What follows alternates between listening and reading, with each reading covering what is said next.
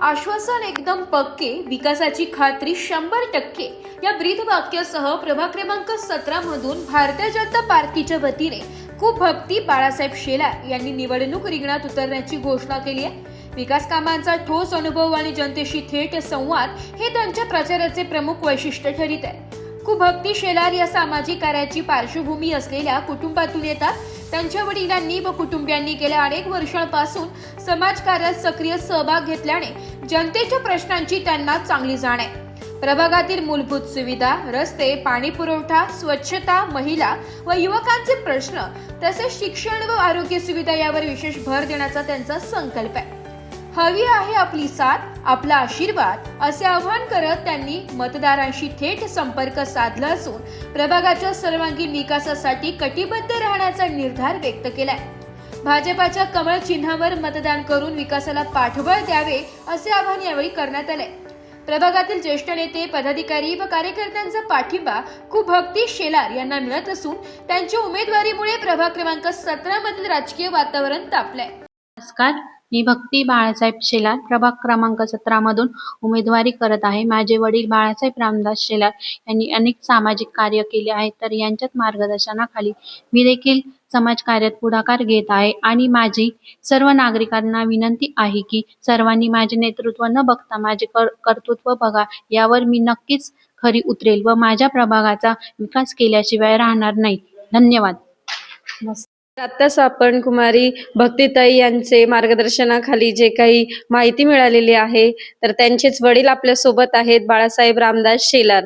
तर हा झाला एक आनंदाचा क्षण, पण एक क्षण असा होता की महाराष्ट्रच नव्हे तर संपूर्ण भारतावरती एक महामारी आली होती, जिचे नाव होतं कोरोना। तर या कोरोनासारख्या महामारीमध्ये देखील बाळासाहेब सरांनी अनेक कामे केलेली आहे। तर त्यांनी कोणकोणती कामे केलेली आहे ते आपण त्यांच्याकडनं जाणून घेऊया।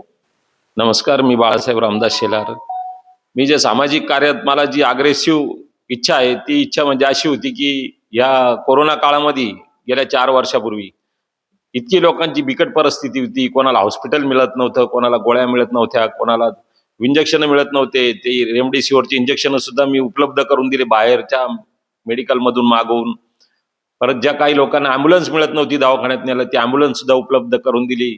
काहींना तिथे गंगेवरती नेल्यानंतर ती जागा सुद्धा मिळत नव्हती, ती जागा आम्ही रात्री बेरात्री 2 वाजता 3 वाजता जागा उपलब्ध करून दिल्या। परत त्यांना ते सरपण बाहेरून काही मागवला, काही आमच्याकडे पडलेले 10-20 टन माल तो आम्ही सुद्धा त्यांना फुकट पैशाचा दिला।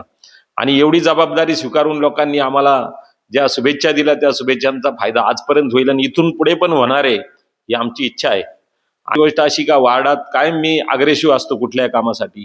कुठले काम करताना मी कुठलाही भेदभाव करत नाही। माझ्याकडे सगळे धर्माचे सगळे धर्म माझ्याकडे जवळ येतात, मी त्यांना कधीच भेदभावाने बोलत नाही आणि तो मला आनंद आजपर्यंत आहे। त्या आनंदात मी कायम त्यांच्या बरोबर असतो, बरोबर कुठे पण निघत, कुठल्या कामासाठी मी त्यांना कधीच असा नाही हा माझ्या तोंडातून शब्द निघत नाही। जे असेल ते मी त्या कामासाठी अग्रेसिव्ह असतो। कोणतं काम का होत नाही त्या अधिकाऱ्यांना पण मी विचारतो, हे का होत नाही, ते होत नसेल तर मला सांगा तुम्ही। अधिकाऱ्यांचा पण कायम मला त्यांच्या पाठीशी मी असतो उभा। ते अधिकारी पण मला कायम कामाबद्दल कायम विचारत असतात, काय काम का। आता मी गेल्या 1 वर्षापासून आमच्या जेल रोडला जो पाण्याचा प्रश्न आहे, मी स्वतःच्या माझ्या जमिनीतनं पाईपलाईन टाकायला लावली आणि माझ्या ज्या मळ्याच्या खाली शेजारी जेवढे नगर आहे तेवढ्यांना 2 वेळेस पाणी चालू झालं। ते पाणी चालू झाल्यानंतर त्यांनी सगळ्यांनी मला बोलवलं, माझा आनंद व्यक्त केला का बाळासाहेब तुम्ही स्वतःच्या जागेतनं ही पाईपलाईन टाकायला जागा दिली। मी सांगितलं मी चांगल्या कामासाठी कधीच मागं सरकत नाही, मागं हटत पण नाही। फक्त मी खोट्या कामापासून जवळ पण जात नाही आणि त्याचा फायदा पण घेत नाही। मला जे चांगलं काम माझी करायची इच्छा आहे ती कायम इथून पुढे पण राहणार आहे आणि आयुष्यात तेच करायचंय। खोटे कामं करणाऱ्याला काही साध्य होत नाही, काहीच नाही। जे चांगलं काम केले त्याची चांगलीच पावती भेटणार आहे आणि ते ह्या इलेक्शनला पाहायला भेटेल मला। नक्की सरांनी सांगितल्याप्रमाणे त्यांनी अनेक कामे मार्गी लावलेली आहे आणि त्याच कामांचा फायदा आता त्यांच्या मुलीला देखील होणार आहे, कारण त्या देखील समाजकार्यामध्ये पुढाकार घेत आहे। तर येणाऱ्या निवडणुकीमध्ये ते नक्कीच काहीतरी घडवून दाखवतील व त्यांच्या प्रभागाचा विकास केल्याशिवाय राहणार नाही। तर नाशिक लोकशाही न्यूजला सरांनी माहिती दिल्याबद्दल त्यांचे धन्यवाद। ब्युरो रिपोर्ट, नाशिक लोकशाही न्यूज, नाशिक।